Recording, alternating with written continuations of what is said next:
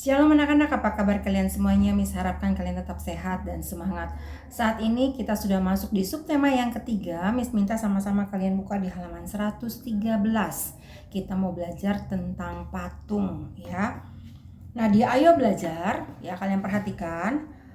Patung itu merupakan salah satu karya rupa 3 dimensi ya. Jadi karya seni rupa 3 dimensi sebab patung itu memiliki ukuran panjang, lebar, dan tinggi atau volumenya ya. Nah, serta dapat dinikmati dapat dilihat dari segala arah.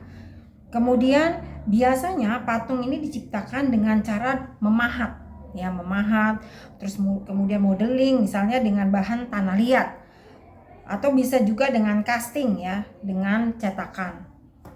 Seni patung pada zaman dahulu dibuat untuk kepentingan keagamaan, misalnya pada zaman Hindu dan Buddha. Patung dibuat untuk menghormati dewa atau orang yang dijadikan teladan.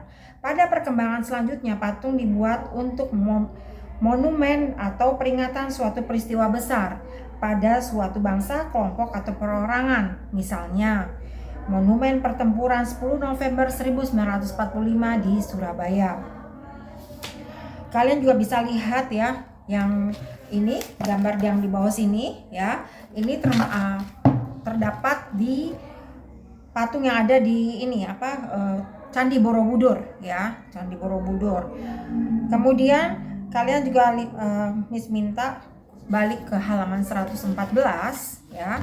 Nah, di sini pada zaman sekarang seni patung itu sering diciptakan untuk mengekspresikan mengekspresikan diri penciptanya karena lebih bebas dan lebih bervariasi. Nah, seni patung juga diciptakan untuk menikmati nilai keindahan bentuknya ya. Secara umum berdasarkan pembuatannya patung itu dibedakan 6 macam ya.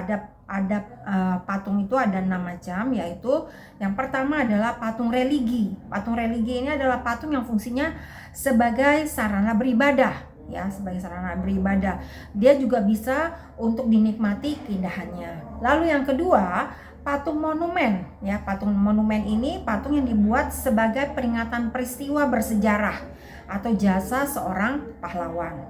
Kemudian yang ketiga, patung arsitektur ya. Patung ini patung yang berfungsi dalam bangunan dan juga keindahannya dapat dinikmati.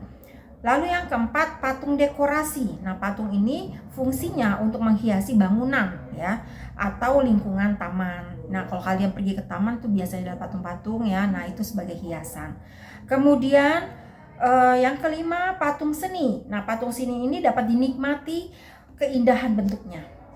Kemudian yang keenam, patung kerajinan. Patung hasil dari pengrajinan ya, pengrajin.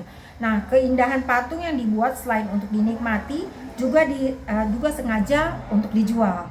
Jadi selain untuk dilihat, dinikmati oleh orang, itu juga bisa untuk dijual. Kemudian patung dapat dibuat dari berbagai jenis bahan ya. Yang pertama itu dari bahan lunak ya, yaitu bahan yang mudah dibentuk. Misalnya tanah liat, kemudian plastisin, sabun.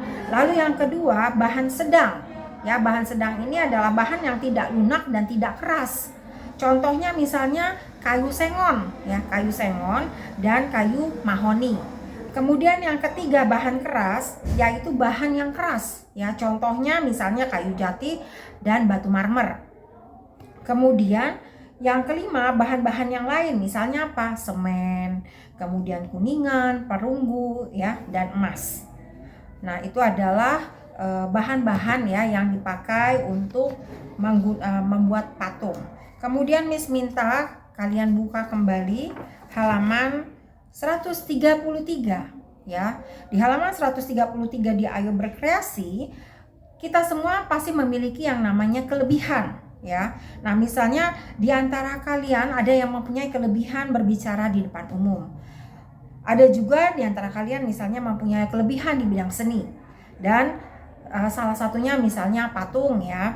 Nah, pada pelajaran yang kemarin, yang pelajaran kedua ini telah kalian pelajari berbagai bentuk patung. Nah, sekarang kalian coba berkreasi membuat patung dari bahan-bahan lunak ya, dari bahan-bahan lunak. Misalnya dari tanah liat atau bubur kertas atau plastisin ataupun sabun. Nah, kegiatan membuat patung dengan menggunakan bahan-bahan lunak disebut juga dengan membutsir ya, membutsir.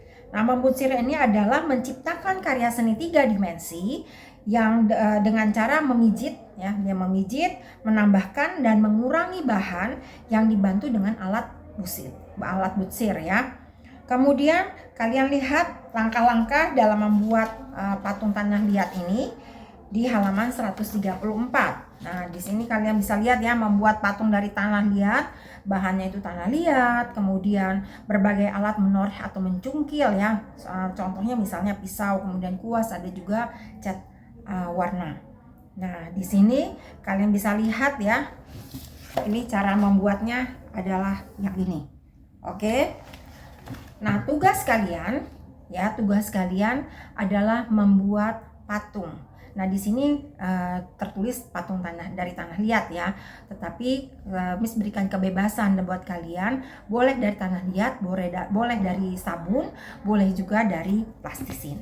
Oke. Nah, pelajaran kita hari ini sampai di sini untuk subtema 3 ya. Jadi nanti kita akan membahas subtema 1, 2 dan 3 pada mata pelajaran berikutnya. Oke anak-anak, terima kasih semuanya. Selamat belajar. Tuhan Yesus memberkati.